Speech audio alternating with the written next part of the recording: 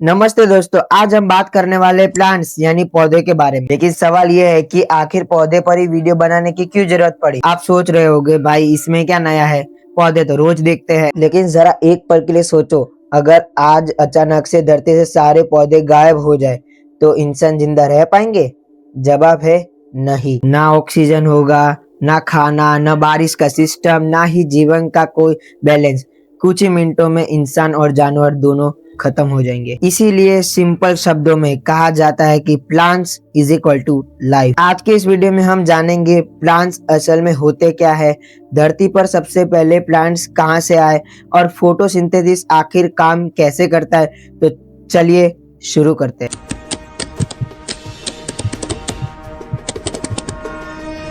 आज से करीब 4.6 बिलियन साल पहले हमारी धरती बिल्कुल अलग थी। ना पेड़ थे, ना घास, ना फूल, ना जानवर और ना ही इंसान। चारों तरफ से ज्वालामुखी, उल्कापिंड, जहरीली समुद्र और ऐसी हवा जिसमें सांस लेना नामुमकिन था। उस समय का वातावरण में मौजूद थी कार्बन डाइऑक्साइड, मीथेन और एमोनिया, लेकिन ऑक्सीजन 0%। यानी जो गैस आज हमें जिंदा रखती है वो तब मौजूद ही नहीं थी। तो फिर सवाल उठता है, ऑक्सीजन आई कहां से? इसका जवाब आपको थोड़ी देर बाद मिल जाएगा। अक्सर लोग सोचते हैं कि सबसे पहले धरती पर पेड़ आए होंगे, लेकिन यह सोच पूरी तरह से गलत है।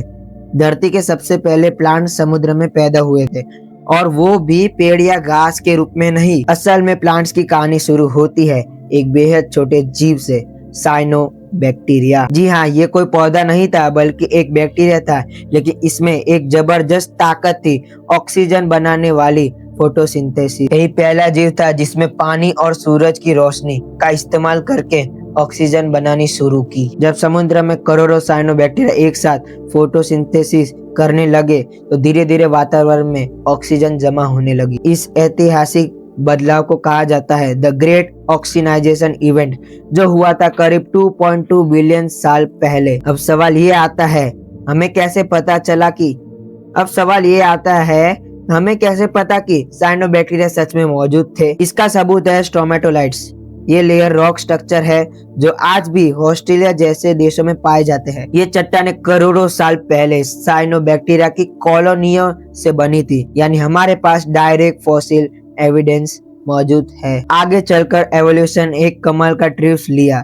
कुछ साइनोबैक्टीरिया दूसरे सेल्स के अंदर रहने लगे। इसे कहा जाता है एंडोसिम्बियोसिस थ्योरी। यही साइनोबैक्टीरिया आगे चलकर क्लोरोप्लास्ट बन गए, जो आज भी पौधे में फोटोसिंथेसिस करते हैं और अपना अलग डीएनए बनाते हैं। यही से शुरू होता है प्लांट किंगडम का असली सफर।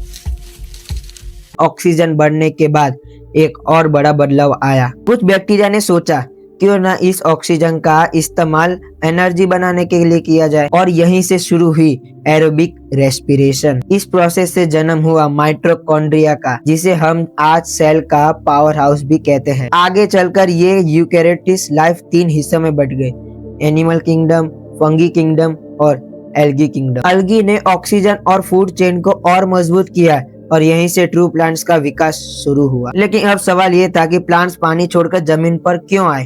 क्योंकि जमीन पर ज्यादा सूरज की रोशनी थी, ज्यादा न्यूट्रिशन थे और मुकाबला बहुत कम था। लेकिन दिक्कत ये थी कि पानी कम था, सपोर्ट नहीं था और रिप्रोडक्शन मुश्किल था। तभी एवोल्यूशन ने दिया एक सॉल्यूशन, रूट्स। और हाँ, एक बहुत कॉमन सवाल, पहले प्लांट्स आए या जानवर? इसका जवाब साफ है, पहले प्लांट्स, क्योंकि जानवर को चाहिए था खाना और ऑक्सीजन, और ये दोनों चीजें प्लांट्स ने दी। इसके बाद जानवरों का विकास शुरू हुआ। करीब 550 मिलियन साल पहले सभी जानवरों का एक ही कॉमन एस्ट्रेशन था, इकारिया वारियोटिया। ये चावल के दाने से भी छोटा एक सिंपल वर्म था, जिसमें लेफ्ट और राइट साइड मौजूद थी, यानी बायलैटरल सिमेट्री। आज लगभग सारे जानवर इसी सिमेट्री को फॉलो करते आ रहे हैं। आगे चलकर 225 मिलियन साल पहले दुनिया का सबसे पुराना मैमल्स मिला, ब्राजीलोडोन क्वाड्रांगुलेरिस, जिसकी खोज 222 में हुई। इसके बाद करीब 470 मिलियन साल पहले पहली बार पौधों ने जमीन पर कदम रखा। सबसे पहले मॉस जैसे छोटे प्लांट्स है जिसमें ना सीड्स थे, ना फ्रूट्स, ना ही फ्लावर। फिर आया वस्कुलर सिस्टम, स्टीम और लीव्स और पौधे बनने लगे पहले से ज्यादा मजबूत। फंगस की भी इसमें बड़ी भूमिका रही। कई सबूत बताते हैं कि फंगस प्लांट से भी पहले जमीन पर मौजूद थे और उन्होंने पौधे को जमीन पर सर्वाइव करने की मदद की। इंसानों का विकास कैसे हुआ उसकी पूरी कहानी मैंने अलग वीडियो में बताई है, जिसका लिंक आपको यहाँ मिलेगा। बहुत बहुत धन्यवाद।